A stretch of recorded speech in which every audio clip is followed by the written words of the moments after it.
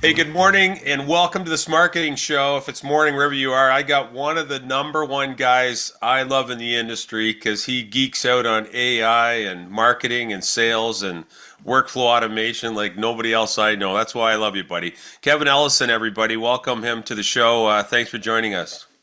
Thanks a lot, Rick. I appreciate it. Well, for some people that don't know what a superstar you are, and first, you work for an awesome organization down there at AIS based out of Vegas. I think you guys got 5 locations. Awesome team. I'm really appreciative of the privilege to work with you guys. Maybe tell people a little bit about your background, what you do at AIS, and then we'll get into kind of how you're, I would say, as the market leader using AI within a dealership or an MSP. So, where are you coming from for someone that doesn't know Keven Ellison? Sure. Briefly, just the snapshot is I've been marketing for, or been in marketing for 30 years, probably a little bit older than that. I'm an old dog. Um, and so when you look at the way I do this, I came to AIS and came to the industry marketing technology companies for the last 30 years. And so when I came to AIS, I've been there now for 8 years. I pretty well know the industry pretty good. I'm still learning things about it. But I know now that there is a lot more for me to learn when it comes to the topic of AI. So I'm totally immersed in it. When they told me that AI was going to be bigger than the internet, hey, I started work without a cell phone or the internet. So I know what it is to jump on board on something, a new technology platform, or really a complete, worldwide direction. Yeah, I mean, when you say jump on board, you're being humble, guy. You're in the deep end, the shallow end. You're everywhere. I mean, we're at Executive Connection Summit. You're like, Ricky, come on over here. You got to show me what you're doing on your laptop, etc. So, hey, what I wanted to do in this episode is, and by the way, if you're not following Keven on LinkedIn, highly recommended. He shares great content. Whether you're a dealer owner, a business owner in general, or a sales leader, marketing leader, I think there's a lot to learn from his path he's taking on there. I think you're speaking to CDA coming up again. You ran the MTA, the marketing division of that for years. So I wanted to walk with you around what you're doing with AI within AIS, of course, keeping whatever confidential, but maybe you could talk about, what you're doing there and maybe where you're doing it, how it's working out, the good, bad. Because I think a lot of guys and ladies I talk to are confused, like, what do we do? And, we're using it too from a marketing and sales enablement standpoint, but tell us about what you're doing at AIS. Sure. Yeah, if you do join me on LinkedIn, I will share with you. Um, that is me talking, but it's also an AI workflow automation that actually helps me through all of that too that I built. But that's solving business problems. So marketing really started with AI because we got it in our hands and started solving a lot of problems that we had in marketing 2.5 years ago when ChatGPT came on board. And when that came out, I immediately jumped in and started learning as much as I possibly could about it. And what I found is that even just trying to share it with my team is that they couldn't grasp it. I have a bunch of 30 somethings on my team, and they looked at it and said, "Oh, AI, yeah, I think I can write better, or I think I can do video better, or I think I can write social media content better." And I said, "Okay." And I had to show them. I mean, that's probably a, a real good way to show your team on the power of AI. For example, our content manager said, "Show me, Keven, how AI is better than I can write better than AI." And I said, "Fine, give me your best article that you've ever written, and then give me the next article you're going to write." I took those overnight. I built a style guide in ChatGPT on how she writes, using an example of her written work. And then I had it write the next article for her, sent it back to her, and she goes, "Wow, Keven, that's the best article I've ever seen you write." And I said, "I didn't write it." She goes, "What do you mean?" I said, "AI wrote that." And she went, "Okay, I'm jumping on board." Now, that was the beginning of our progression in our journey inside marketing. I also had a bet with my videographer or video producer. And I said, in a year or two from now, you're going to be doing just prompts in order to create video. And he said, "There's no way that's ever going to happen." Well, we had a bet. It was $1. And yes, he had to pay me back because that's what's happened right now, because you can actually go that direction. And so we're now, as a marketing department, taking this so much further and solving business problems as we go. So we're taking things one at a time. Now, I'm going around as an AI ambassador sort of in our organization. Our CEO is fully embraced in it.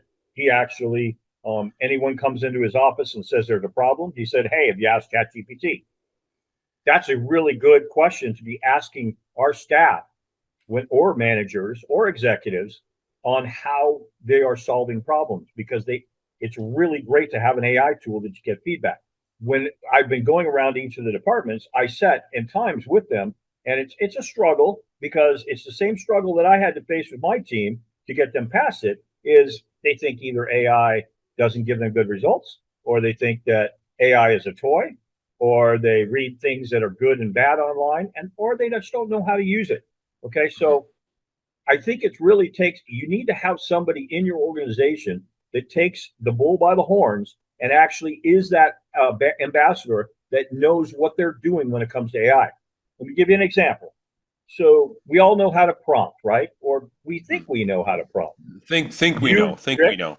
Yeah. Yeah. Rick, you probably think you're great at prompting. I probably think I'm great at prompting. I learn every day that I could write better prompts. Mm-hmm. But the reason for that is because AI, everything you put into it, you get a result back. Okay. And you don't know how good that result can be. For example, I have many people that I follow online, and I'm on different forums and things like that to hear what's going on, the latest things on AI. But what I see all the time is somebody puts in a concept and says, hey, this is a great prompt, or this is a game changer, or this is whatever it is. Mm-hmm. But it's just a concept. And so I've taught ChatGPT now to take anything that I think is a good prompt that maybe has some value to it. I drop it into ChatGPT and it knows how to create a prompt for me. There are 4 basic things we should all know about prompting. One is we got to tell it to be an expert. And I don't mean for it to be, hey, be a great copywriter. Mm-hmm. I mean to tell it, hey, I want you to be the best copywriter, best top 1% of your industry.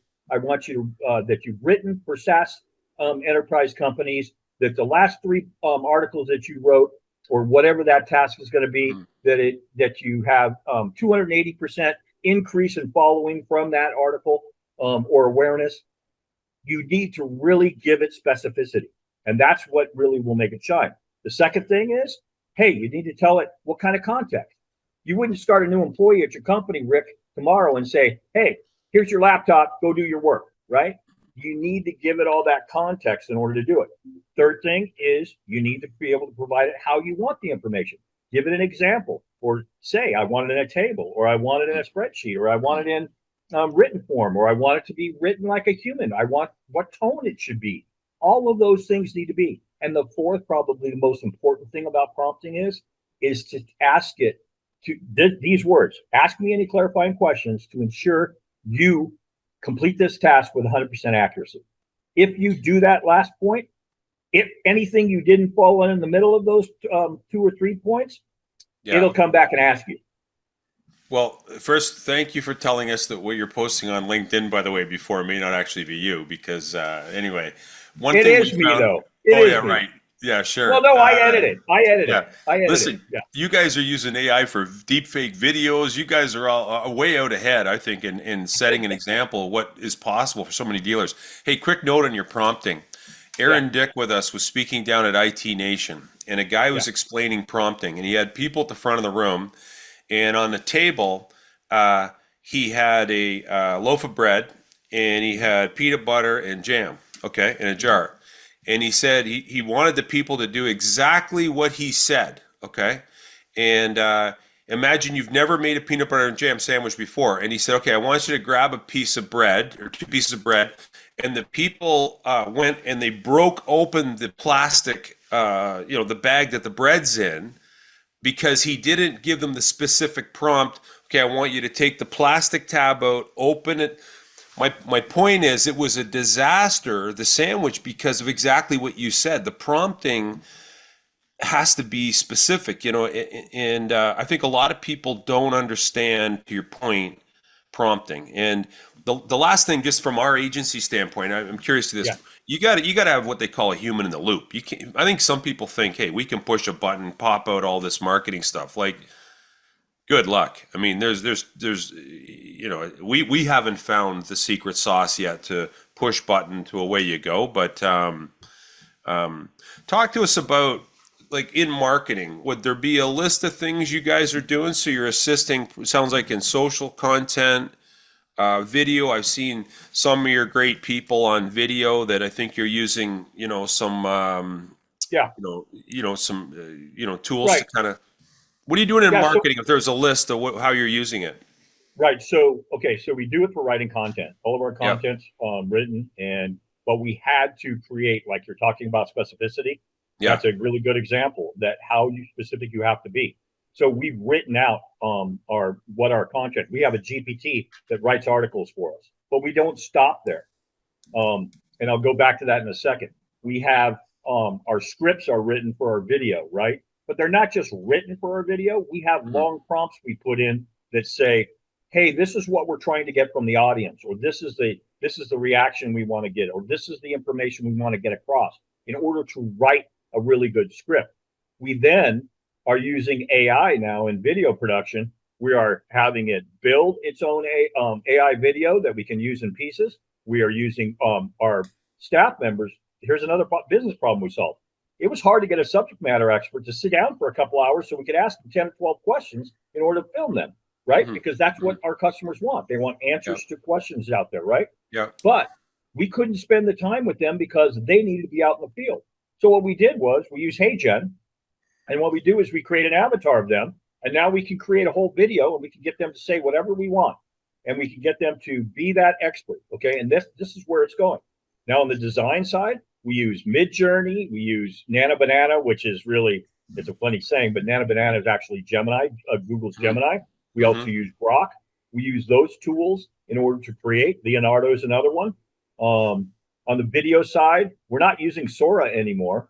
We're using other tools that are out there when it comes to, we're using Gemini. We're using actually Midjourney for video, because you can now take a still image. And what you're going to see now with our blog and our blog posts and articles, we're now going to start putting animated video for the main image for each of our blog posts. I saw Google do this the other day. I showed it to my team and said yesterday, and I said, "Hey, can't we do this?" And they said, "Heck yeah, we can do this." And I said, "Why aren't Yeah. we doing this?" Right? And then So, we take this even further. We're doing it to build out calendars or for social media, or actually our posts. So again, and it all goes back to also building out strategies. mhm. I'm doing stuff that I built and put a bunch of information into it yesterday to build out a marketing strategy for me, and Mhm. I've got more questions for it. I spent a lot of time walking where I use the voice activation of ChatGPT just so I can have things explained to me as a 10-year-old, because now I'm learning things that are much more technical that I would never learn in my career. So most people, Kevin, aren't at your level. And if you're watching this, I'm stating the obvious. Okay, trust me, this guy eats, sleeps, breathes this stuff. And so as he's rambling off software, there's hours of toying with it and playing with it, right, behind the Sure. scenes. And our team too, and we're technical. Um, so from a marketing standpoint, content creation, strategy, you mentioned, video. I Yep. think you guys do a great job. You also mentioned, which I might put a plug in. Gary, the gentleman, awesome guy that runs AI, has, you've got his support. He's open-minded, very progressive thinker, and I think that bodes well for everybody. But what Absolutely. else? What else in Mark? Like, how are the sale? If I was to pivot to sales, how are your sales people using AI? How are you guys using it there? Yeah. So again, going around working with each of the departments and getting them to Hmm. learn, because I want them to learn from what mistakes we made early on so that they can get better. So I'm Hmm. working with each department. So let's say sales, I'm having a meeting with them once a month to talk about, hey, let's start with prompting. How do you Hmm. ask ChatGPT, or how do you ask whatever you're using? What are you asking it to solve? How are you Hmm. asking it to solve? Because I want to teach them how to do it. So in sales, they're having it do everything from writing emails to have it go out and screen scrape and grab information for potential call lists. They're using the tools as they progress. But I'm looking at even further along to say, hey, we might want to use this as an appointment setter, maybe use AI in the future because it's getting better and better all the time. Hmm. So yeah, each of the departments, I mean, finance, the finance team is doing the same thing. They're using, but you really have to, I mean, um, one of the things that's really important, I think it's instilled by our CEO, Gary Harrell, is that we need to be curious, right?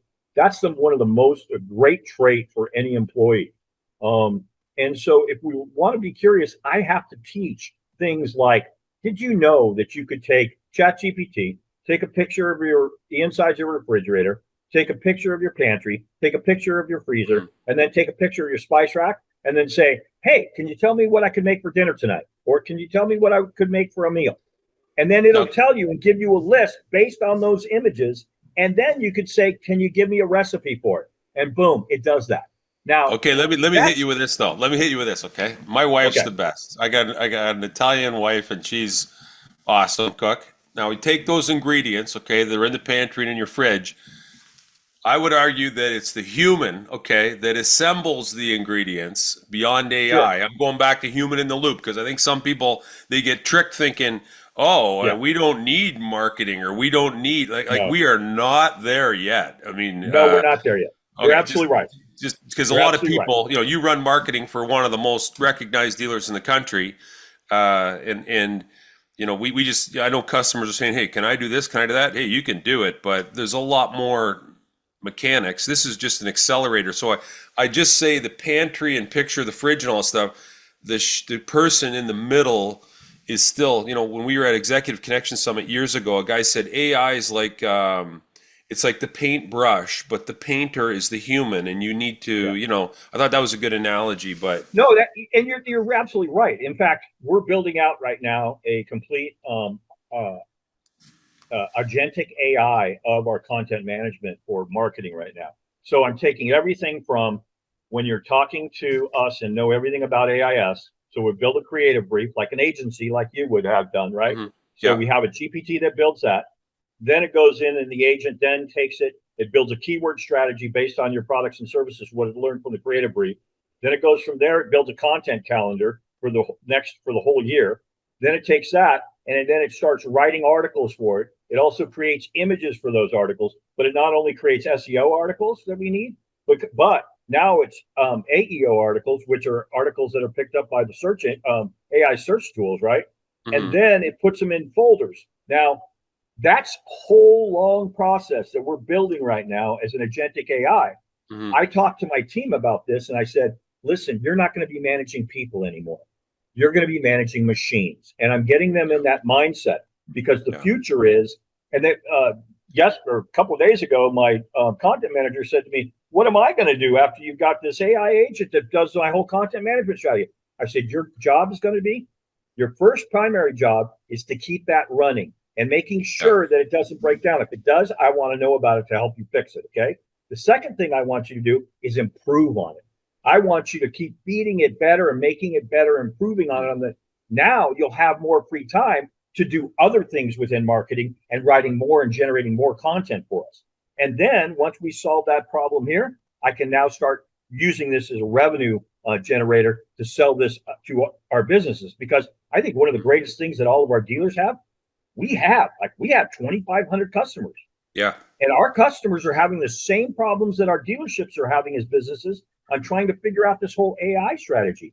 mhm, So why can't we help them by building um, not only AI tools that solve our business problems, but that we can actually offer to them to solve their business problems, like in a subscription-based model. And I know I just recently heard subscription-based models are going out the window a little bit now, and they're now talking about pay as you buy or pay as you take, right?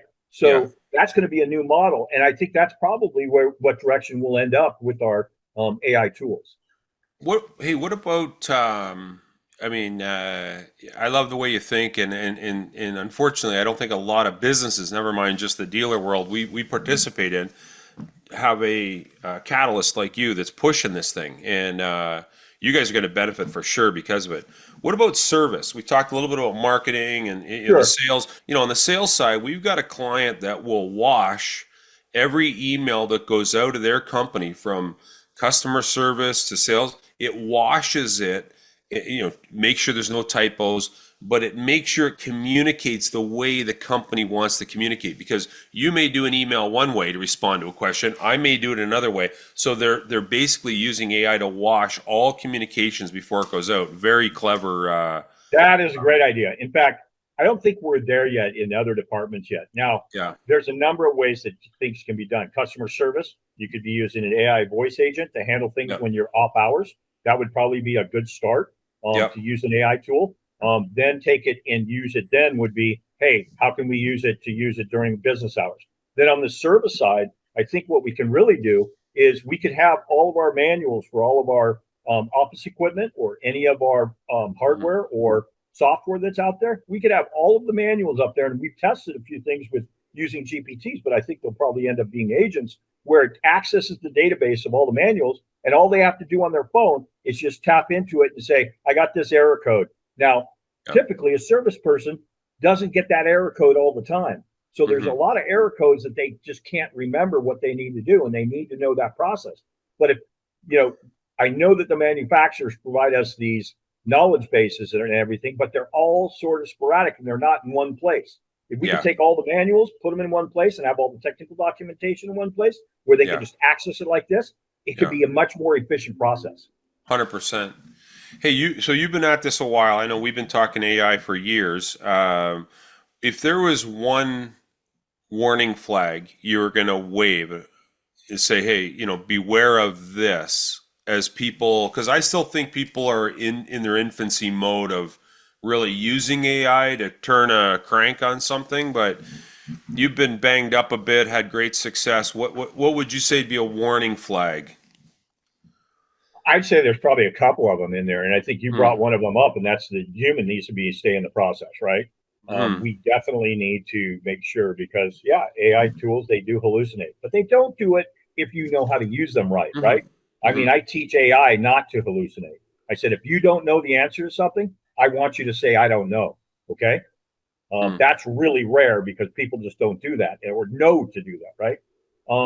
I would say also there's issues with the way we look at how if we don't if we think I think we need to be open enough to learn and really dive in deep and learn how these tools work because today they're just algorithms and they're repurposing information that they're getting and it's learning like they've already learned the whole internet. There's not another internet for them to learn from.